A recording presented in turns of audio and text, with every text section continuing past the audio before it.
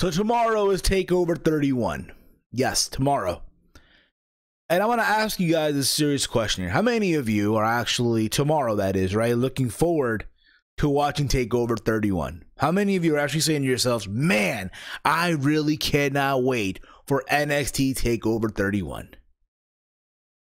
At the same time, and again, if you are, there's nothing wrong with that. There really isn't. But at the same time, I want to ask this other question. How many of you, and again, maybe it's just me, but I'll ask it anyway. How many of you are saying to yourselves, man, it felt like it was only yesterday that we had TakeOver 30. And now here we are with TakeOver 31. It feels real quick. I get it. Again, you know, TakeOver 30 was at the end of August, SummerSlam weekend, and no, now at the beginning of October. But for me, that's just how it feels. Anyway, this is your NXT TakeOver 31 preview and predictions. This is also another installment of Around the Point. It's Steve. Thank you all for watching the video. If you are new to the channel, hit the subscribe button down below. Give the video a big old thumbs up. Share the video throughout your entire social media platform, wherever it is that you share videos. Follow me on Twitter at HeelSteven. I will be tweeting tomorrow throughout the show. So, all that fun stuff. So you want to interact and all that fun stuff. I am likely tomorrow to go live once TakeOver 31 is over with. At the same time, who knows, maybe I'll just record a video. I'm still up in debate, if you will, what I'm going to do tomorrow. I'm not sure yet. I'll keep you guys posted on Twitter. So again, I encourage you dorks to please fucking follow me on Twitter at HeelSteven so you can be notified whenever I upload and all that fun stuff, okay? TakeOver 31 is going down this time, not from Full Sail University. It'll be taking place from the Performance Center. Apparently now, from what I've been hearing, NXT is moving to the Performance Center. They will no longer be doing their shows from Full Sail University. Apparently as well, they're moving to live, the NXT. I think it's cool. I think it's awesome. The whole live aspect of it, right? Listen, at the same time, there've been a lot of talks from NXT, from a lot of people that felt that feel currently that NXT is not what it used to be. NXT has took a major hit ever since this whole quote-unquote Wednesday night war with AEW. AEW, when you think about it, right, these past months or so, they have beaten NXT in the ratings. Whether it's by a couple hundred thousands of viewers or so, but that's what it is. And granted, the ratings for both shows every week go up and down. It's not like it's this major number and shit, right? Even though, yes, AEW does beat NXT in the ratings, they have a bigger percentage in the demographics and all that stuff, right? And granted, it's also been said by a lot of people, when NXT did their episodes on Tuesday nights for the last couple of weeks here and there, that, oh, you know, because NXT got a big number on Tuesday nights, that they should move to Tuesday nights. Now, if you heard Triple H in the conference call prior to TakeOver, he said, why should it be them? They have been on Wednesday nights first, and that may be true. I know a lot of people have also said as well, oh, how come AEW, why don't they move? They should be the ones to move because NXT has been on, you know, on USA on Wednesday nights for a long time, from the beginning of time and all that stuff. So it should be them to stay. AEW moves. It's not that easy. Yes, when you think about it, WWE could easily move NXT to a different night when they want to on the USA Network because they have that ability in their deal. They can if they want to. They just choose not to. However, AEW. Again, people say, how come it's not AEW moving and all that stuff, right? It's not that easy. They are stuck on that Wednesday night per TNT, per the deal with TNT, because it's a comfortable night, if you will.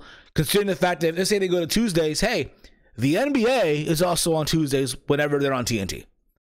And anyone that doesn't realize this, again, I'm pretty sure if you live in the States, you get it, but if you live outside of the States, understand that here in America on TNT, the NBA has basically this major seniority over AEW. TNT has more of a preference for the NBA than AEW. That's just the way that it is. So they're not moving. They're just stuck on that Wednesday night until TNT chooses to move them, what have you, and this and whatnot. It's part of their deal. It's just the way that it is. Understand that. So there's that. There's people that will also tell you, oh, we're still in this war. I've heard a lot of these YouTubers, a lot of these dorky podcasters out there that will even tell you guys, oh, we're still in this Wednesday night war, even though I don't see how there is even a war. There isn't. I'm sorry. Again, I'm going to say this one more time. There is no fucking war. Don't let these other dorky YouTubers, these dorky podcasters insult your intelligence, people. I feel like a lot of them have insulted you guys. That's just my opinion. All right. Other than that, when I'm looking at this card, you know, again, it's 5 matches on the card. That's the one thing about TakeOver that I do enjoy. It's not like this over complicated card with like 9 matches or 10 matches or so like they would do on the main roster. Granted, if it was me, I would have had TakeOver in the Thunderdome to give it that big deal of a show. Considering, again, NXT is on the USA Network, the same USA Network that hosts Monday Night Raw on Monday nights. So, again, that's what I would have done. But that's no here or there. Other than that, I do look forward to the show. There's matches here that I look forward to seeing. I have some ideas on what's going to happen. And again, I want to hear from you guys as well. Give me your predictions in the comment threads. Your thoughts on what matches you're looking forward to seeing. Who do you have winning and all that fun stuff. Or not, let me know on Twitter at HeelSteven. So let's look at this card, shall we? Let's look at the NXT TakeOver 31 card. There's 5 matches, like I mentioned. I feel like this match will start the show off. We're going to start things off with the NXT Cruiserweight Championship match. We have Santos Escobar from Legado de Fantasma defending the Cruiserweight Championship versus Isaiah Swerve Scott. I think this could be a very good opener. Again, one thing about the Cruiserweights, especially at NXT, I feel like it feels now like a big deal.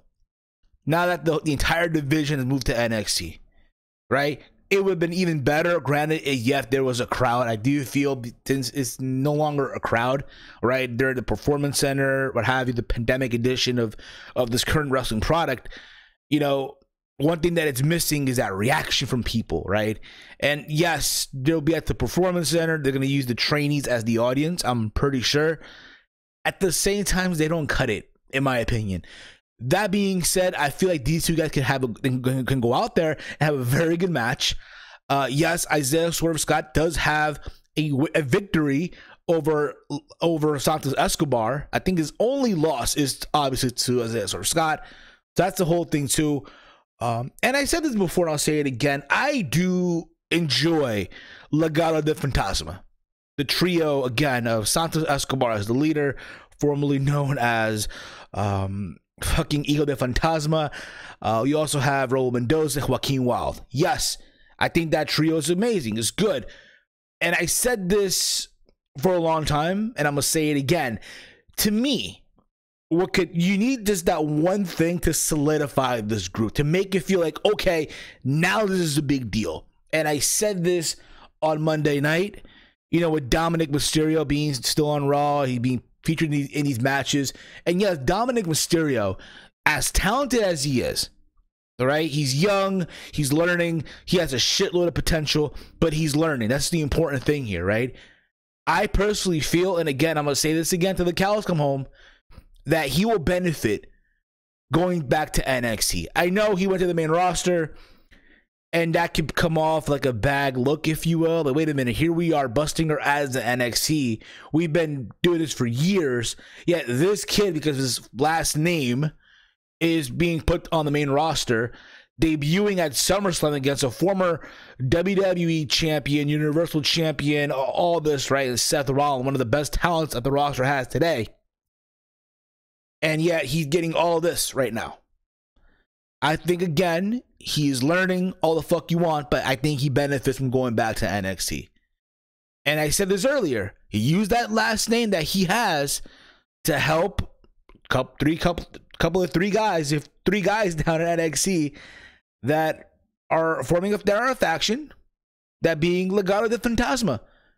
You put, again, the son of Rey Mysterio Jr., the legend, right? in this faction. I'm not saying right away, but you wait a little bit, repackage him a little bit, that being Dominic, and you bring him in as a member of Legado del Fantasma.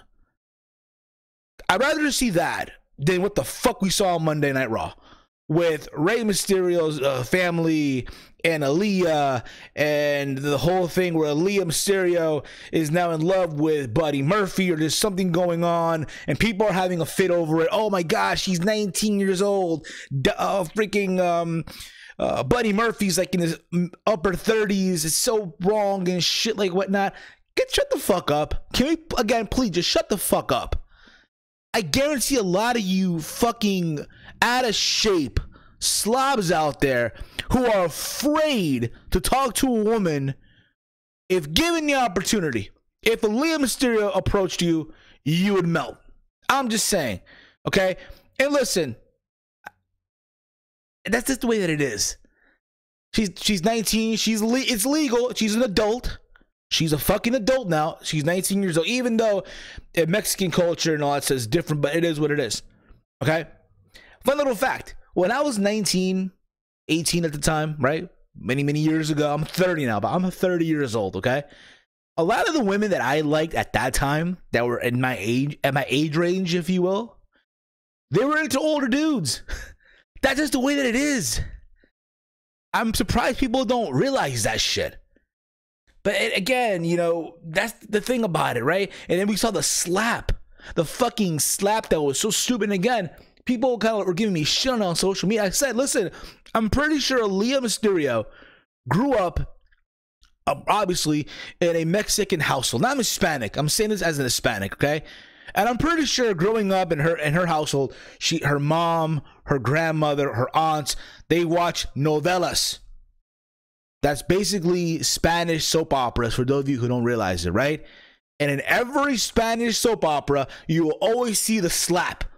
The slap in the face, whether it's a guy to a girl to a guy, there's always a slap in the face, and it has that smack, right? And I get it, it's a brother, but come on. She could have done better. The slap could have been way better. If I were her, honestly, just go back home, watch episodes of La Rosa de Guadalupe, watch Marimar, whatever the fuck it is, Telemundo, Univision, Guadalupe channels and shit, and work on your slaps, honey. That's just me. But other than that, I would rather see Dominic Mysterio, again, get him back to NXT, help legitimize Legado del Fantasma based off his last name, to make it a big deal, than see him in this spot on Raw being slapped around in this family soap opera bullshit, if you will. I know I rambled on, but you kind of get the idea. When I look at Legado del Fantasma, again, it's a group, a trio, if you will, that I do like, but I feel like something is just missing right now, and I feel like that could be it, with Dominic joining that faction down the road, if they allow him to go back to NXT. But that being said, I do feel it should be a fun match. I do see Santos Escobar retaining the Cruiserweight Championship. I don't see why he hit the belt off him right now. It should be a fun match, like I mentioned. From there, we go on to Kishida versus the Velveteen Dream. A couple of weeks ago, there was a triple threat match where Velveteen Dream, he attacked Kishida at the end. I think it was Velveteen Dream, Kishida. I think it was Finn Balor. I could be wrong on that one. And if I'm wrong, I am wrong. Let me just go back to my notes here real quick. Let's see here. Yeah, it was basically, it was a triple threat match, right? It was shot to be in the ladder match. My bad. It was my bad. It was Velveteen Dream, Kishida, and I think it was Bronson Reed. I could be wrong on that one. Or Damian Priest. There you go. And Kishida, I guess, attacked Velveteen Dream, and then he lost. And the whole reaction, Dream attacked Kishida, right? And Kishida hasn't forgotten. He's come back, right? And he's now more aggressive. He's ready to just beat the fuck out of Velveteen Dream. That being said, I know a lot of people are still on this whole thing where Velveteen Dream is already labeled as a bad person. He's fucked up. He's sick in the head. All the hell you want, right? And I know a lot of people are so upset are so upset with WWE for not letting go of Velveteen Dream when the whole speaking out movement came out, when the DMs popped up and it's him talking to Mindra and stuff like that. Apparently they didn't find any clues to make him guilty or anything like that. So at this point, it is what it is. It's over with, you move on, right? But in the eyes of the people, he's still labeled as this person that's sick, twisted, what have you, right? It should be a fun match. I want to see Kishida win. I feel like he's back. He's more aggressive. I want to see him get a win. So I'm going to go Kishida. Though at the same time, I would not be surprised if Velveteen Dreams does steal a win. But I do feel like, again, it should be a very, very fun match, if you ask me. One thing about Velveteen Dreams, say what you want about him, like I mentioned, but he does, from time to time, pull off a magical match that's amazing and shit, right? Just like it was Aleister Black and Velveteen Dream TakeOver, I think it was War Games a couple of years ago. Velveteen Dream and Ricochet. So you kind of get the idea, if you will. So let's see where all this goes.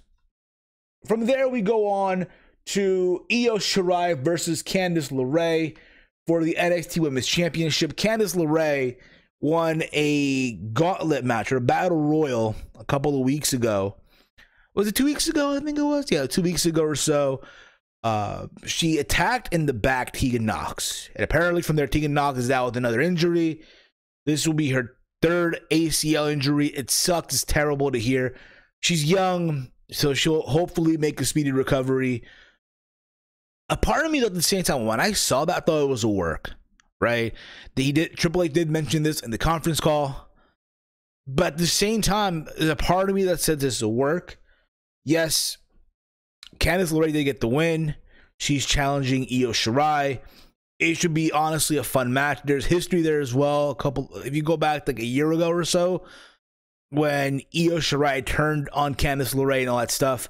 So now we're going full circle, and now Io Shirai is the babyface. She's the champion, and Candice is now this new heel, if you will, in that women's division. This new Candice LeRae, if you will. So there's that. I think, again, it should be a fun match. All the hell you want. It could be that show stealer, if you will. There's a part of me, again, that says that this whole Tegan Nox thing is a work, and that Tegan Nox will get involved. She will cost Candice LeRae the championship. The part of me that says that. At the same time, there's this part of me that says that Candice will win the championship. Just so Tegan Nox can come back whenever she recovers, right? We don't know how long this is going to be, though. That's the thing about it, too. And she's the one to take the title off Candice LeRae. But I'm going to go here with Io Shirai retaining her championship here. From there, we go on to the North American Championship match. We have Damian Priest defending the North American Championship versus Johnny TakeOver, Johnny Gargano, Candice's husband, if you will. We saw what happened at the end of last Wednesday episode of NXT when Gargano and Candice were celebrating with Damian Priest and Io's championships at the end of the show. When you see that at the same time, that kind of gives you the hint that they're going to lose. That being said, I feel like with Damian Priest, like I mentioned early on in this review, I just feel like it was only yesterday that it was TakeOver 30, and now here with TakeOver 31. I feel like his run as champion is just starting. Granted, he's had some defenses on television. He beat Timothy Thatcher a couple of weeks ago. But I feel like it's just starting right now. You don't want to end that run right away, if you will. That being said, at the same time, you know, for Damian Priest, you want to get some names in those title defenses, right? And Johnny Gargano, Johnny TakeOver, is like the face of NXT, if you will, right? He's Mr. NXT, Johnny TakeOver, first Triple Crown champion, right? And I'm pretty sure that Johnny Gargano would have no issue, if you will, putting over Damian Priest as champion, all that stuff. Because let's be real about it. Does Johnny Gargano, does he really need that North American Championship? No. Doesn't really need it. So there's that. So that being said, I'm going with Damian Priest to retain his title. I don't really see a reason why you give the belt to Gargano right now. That's just me, but we'll see what happens. From there, we go to the main event. Yeah, we go on to the main event for the NXT Championship. Finn Balor defending the title against Kyle O'Reilly from the Undisputed Era. Kyle O'Reilly won the gauntlet match a couple of weeks ago. And one of the things that really surprised me in this, right? A lot of people must have forgotten how good of a singles wrestler Kyle O'Reilly really is. Yes, since joining WWE and NXT, right, he's been labeled as the tag team guy. Yes, he's been tag team guy even in Ring of Honor, right? Teaming up with Bobby Fish, Red Dragon, all that stuff. They went to New Japan Pro Wrestling, right? Won titles there. Again, always been a good, talented tag team wrestler. Hell, even with Future Shock with Adam Cole many, many years ago in Ring of Honor. But I think, again, people forget at the same time how good of a singles wrestler Kyle O'Reilly really is. Now, I'm not saying that Kyle O'Reilly is world champion material. By no means at all. Especially in the WWE bubble, right? I envision Kyle O'Reilly as, the day he goes to the main roster, that is, right? As a future Intercontinental Champion. At the same time, I wish they would have brought back the old Intercontinental title, even though the new title has grown on me, if you will. But I do feel like this match will be good. I feel like both men here will go out there. They'll tear it up. I did enjoy the video package from this past Wednesday episode of NXT, where he talked about how Kyle O'Reilly for a long time wanted to face Finn Balor. How when he came to WWE, he came to NXT, Balor was already on the main roster. So they never really had the opportunity to really go face to face. And here it is. They're going to go at it. I even enjoyed the sit down between him and Kyle O'Reilly with Shawn Michaels and their interaction back and forth. That being said, the other elephant in the room here is Adam Cole. Adam Cole, who's been praising Kyle O'Reilly way too much. There's even been talks of apparently the plan is to have Adam Cole and Kyle O'Reilly be the top baby faces, or be baby faces in general in NXT, while Roderick Strong and Bobby Fish will be the heels. At the same time, it kind of sucks because you're breaking up the group, basically you're breaking up the group. At the same time, what I want to see, and I said this on Twitter, I feel like we're about to get it, and I hope that I'm right on this, a Adam Cole, Kyle O'Reilly program. You have Adam Cole in the match, right? Cost Kyle O'Reilly the championship, and we're off to the races. Adam Cole and Kyle O'Reilly, a program where it really doesn't need the championship. It doesn't really need it, right? And I say because, listen, anyone that remembers, Adam Cole and Kyle O'Reilly had a good feud in Ring of Honor. Granted, I wasn't there for Best in the World 2012, where they had their hybrid style rule. It's somewhere on the internet. I encourage you guys to go look it up, where it was a fucking bloodbath. They went out there and they tore it up at the Hammerstein Ballroom. I was there. Final Battle 2016 for Ring of Honor. It was them two for the Ring of Honor World title, and they tore it up. Granted, it wasn't as amazing as their 2012 match, but it was good. So we know these two guys can have a good rivalry. Hell, I think it was also Super Card of Honor. I think it was 10 in Dallas. It was them two as well. So again, we know these two guys can go out and tear it up, right? If given the opportunity to do so, let those two guys, let them do them, right? But then again, it's WWE. We know it's going to be filtered. But nonetheless, I do see that the NXT product right now could use this feud. It really can use it. It doesn't need the title like I mentioned. So with that being said, I see Finn Balor retaining the championship, retaining the title. But again, I see Adam Cole costing Kyle O'Reilly the championship. That's what I want to see. Now, if it comes out that Bobby Fish and Roderick Strong cost Kyle the championship, I don't know where they go from there. I really don't know. Because the belief I always had too is that all four guys will make the move to the main roster together.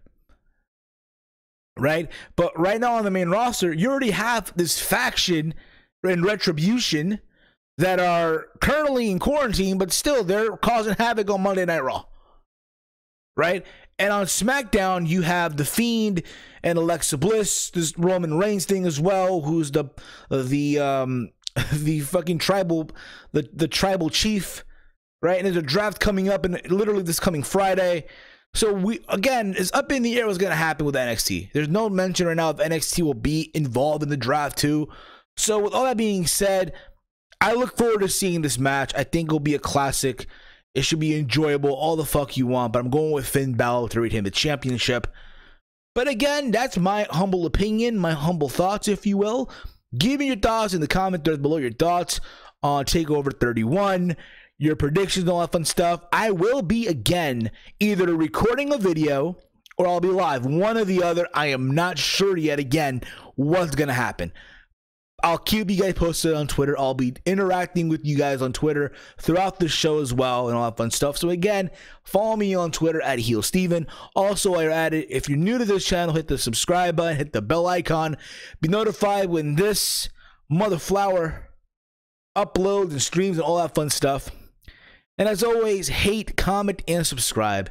I'm Steve, and this has been another installment of Around the Point. Enjoy TakeOver 31, you dorks.